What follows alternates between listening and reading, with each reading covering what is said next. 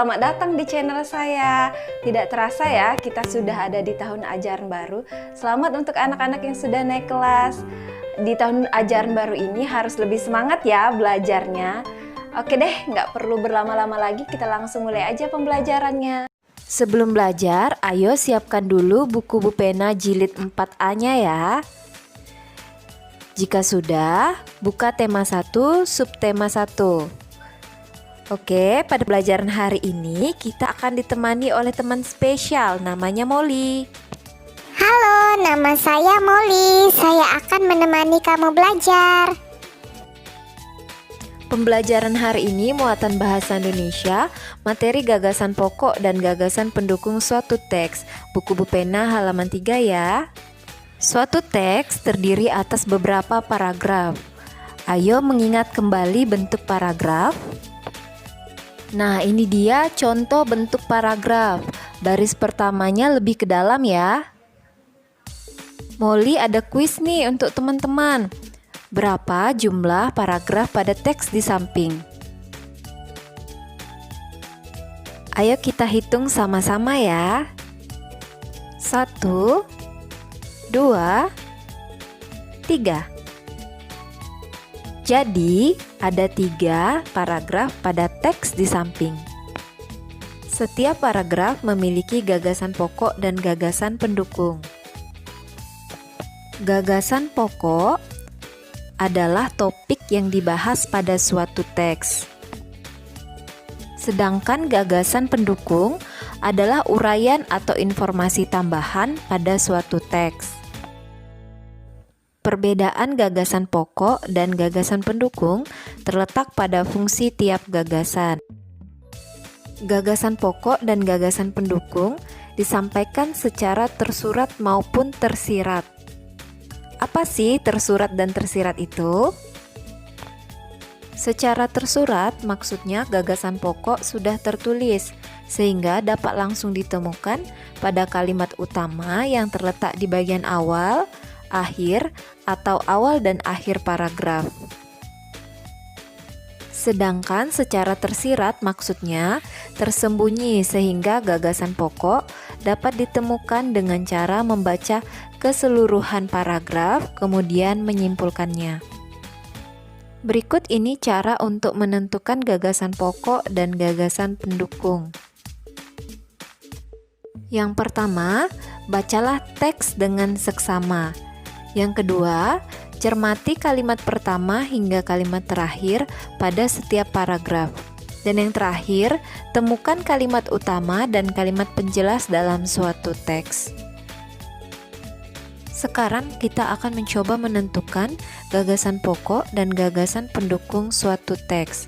Untuk bacaannya, dapat dibaca pada halaman 3, paragraf berjudul batik.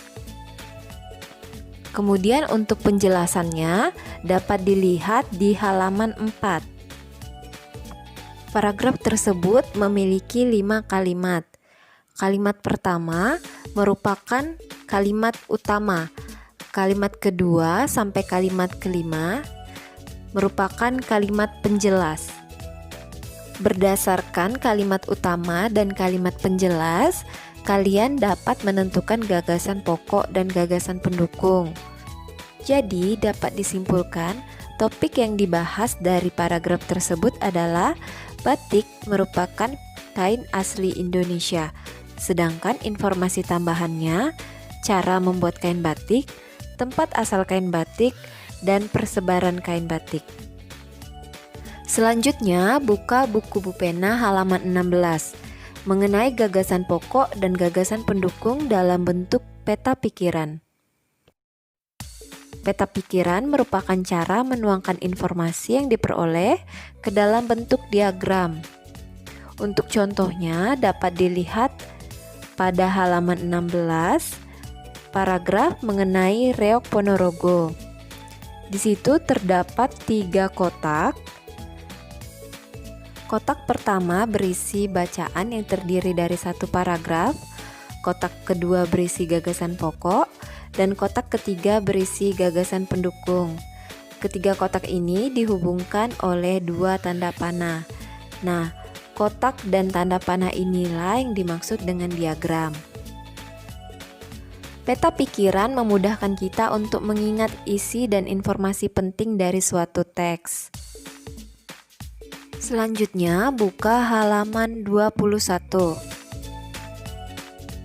Menentukan gagasan pokok dan gagasan pendukung dapat dilakukan dengan cara membaca dalam hati. Membaca dalam hati berarti membaca tanpa mengeluarkan suara. Kalian tentu sudah biasa kan melakukan hal ini? Nah, membaca dalam hati adalah kegiatan membaca dengan seksama yang bertujuan untuk memahami dan menghayati isi dari teks yang dibaca. Oke, saatnya kita menyimpulkan materi pembelajaran hari ini.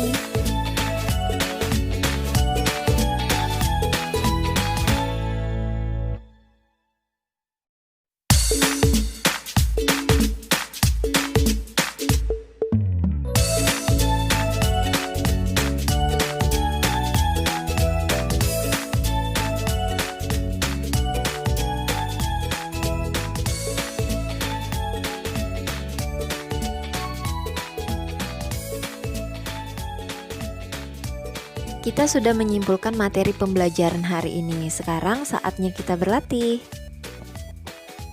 Kerjakan 3 soal ini pada buku tulis tematik kalian ya. Oke deh, sampai di sini ya pembelajaran kita hari ini. Semoga apa yang kita pelajari hari ini bermanfaat bagi kita semua. Pembahasan untuk tugas-tugasnya akan disampaikan pada video selanjutnya. Bye-bye.